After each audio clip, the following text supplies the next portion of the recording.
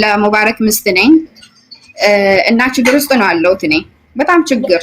ለሙባረክ ሚስት ለመሆንሽ ማረጋገጫ አብራችሁ ቪዲዮ ወይ የሆነ ነገር አለ? ምን አለ ማስረጃ? አዎ አለ፣ ንካም አለኝ፣ ንካ የታሰሩን ሰዎችም አሉ፣ ቪዲዮም አለ፣ እንትንም አለ፣ ፎቶም አለ። ችግር የለውም፣ ማስረጃ ሁሉም አለኝ። እነዚህ ሰሞኑን ደግሞ ወደ ሚዲያችን መጥተዋል ማለት ነው። ባለፈው ታስታውሱ ከሆነ እናትና ልጆች የራሳቸው ሚስጥር አደባባይ ካወጡ በኋላ መልሶ ጸጽቷቸው በጣም ቀር ብሏቸው ባልተናገርን እስከማለት ድረስ እንደውም ስፔሻሊ እናትየው ደግሞ ይሄን ነገር ባላደረኩኝ ኖሮ ከዛም በፊት በሞትኩኝ ይሻለኝ ነበር ስትል ነበረ።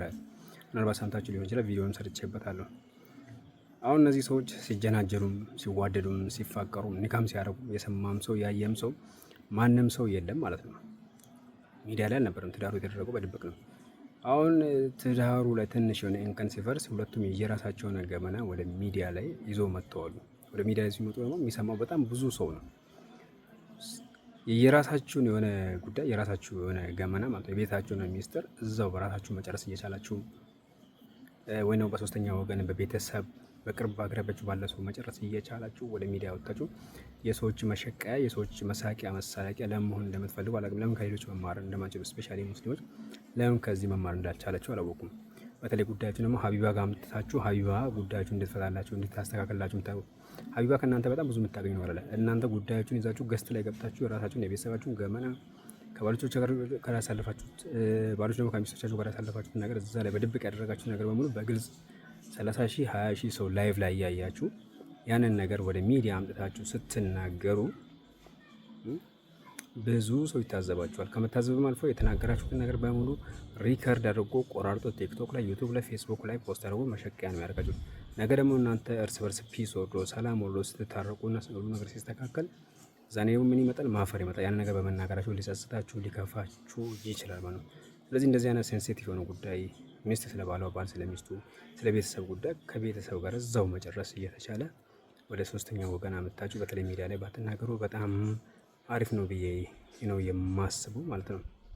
እና የሆነ ሰው ሶሻል ሚዲያ ላይ ታዋቂ ነው ስለተባለ ብቻ ጉዳያችሁ ወደዛ አመጣችሁ እንትን አትበሉ። ለምሳሌ አሁን ኢትዮጵያ ውስጥ ምን አለ መሰላችሁ? የሆነ የሸሪያ ፍርድ ቤት አለ አይደል? የሸሪያ ፍርድ ቤት አለ። እዛ የሸሪያ ፍርድ ቤት ስትሄዱ ምንድነው የሚከሰተው? የሸሪያን ጉዳይ መፍታት የሚችሉት እነማን ናቸው?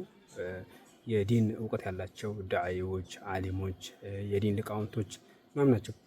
ምክንያቱም የዲን ጉዳይ ስለሆነ እዛ ጋር የሚነሳው ከዲን ጋር የተያያዘ ጉዳይ ስለሆነ አንድ ሴት ትዳሯን ለመፍታት ነው ፈልጋ ከሆነ ኒካ ሊወርድ ከሆነ ሸሪያውም እንዴት ላይ ምናምን ሁኩማቱን እንትን የሚሉት። አሁን ባለፈው አንድ ሰው ሲናገር ሰማሁት። ሸሪያ ፍርድ ቤት ሂጄ ጉዳይ ለማስፈጸም ስል ጉዳዩን የሚፈቱት ሙስሊሞች ሳይሆን ነን ሙስሊሞች ናቸው። ነን ሙስሊሞች ደግሞ ስለ ቁርአን ስለ ኪታብ አያውቁም፣ ስለኛ ነገር ጉዳይ ማለት ነው። አሁንም እናንተ የራሳችሁን ጉዳይ የቤተሰባችሁን ጉዳይ እዛ ሀቢባ ጋር ይዛችሁ በምትሄዱበት ሰዓት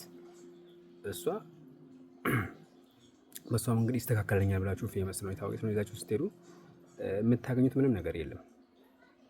ምናልባት እሷ በእናንተ ላይ የምታገኙ ነገር ይኖራል። ወይ አንበሳ ይወርዳል ወይ ደግሞ ፍላወር የተለያዩ ነገሮች ልታገኝ ትችላለች። ግን እናንተ ምንም የምታገኙት ነገር የለም። የማወቅ አለባችሁ። ምንም ነገር የምታገኙት ነገር የለም ከውርደት ከመሸከም ማለት ከዛ በኋላ ከሰው መሳቂያ መሳለቂያ ከመሆን በስተቀር ማለት ነው።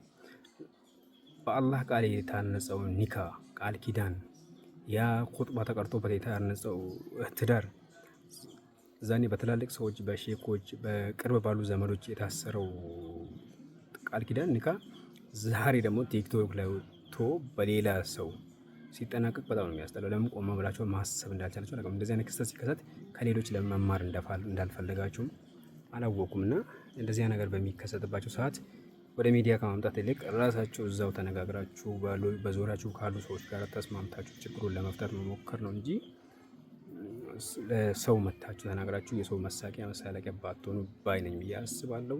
በዚህ ጉዳይ ላይ እስኪ ሀሳብ አስተያየት ካላችሁ ኮሜንት ላይ ጻፉልን። ቻናል ድረስ ሰብስክራይብ ሆኑ። ከሌሎች ግን ሌላ ነገር መማርን ልመዱ። እሺ፣ እንደዚህ ብታደርጉ የተሻለ ነው ብዬ አስባለሁ። በሌላ ቪዲዮ እስክንገናኝ ሰላም ነው።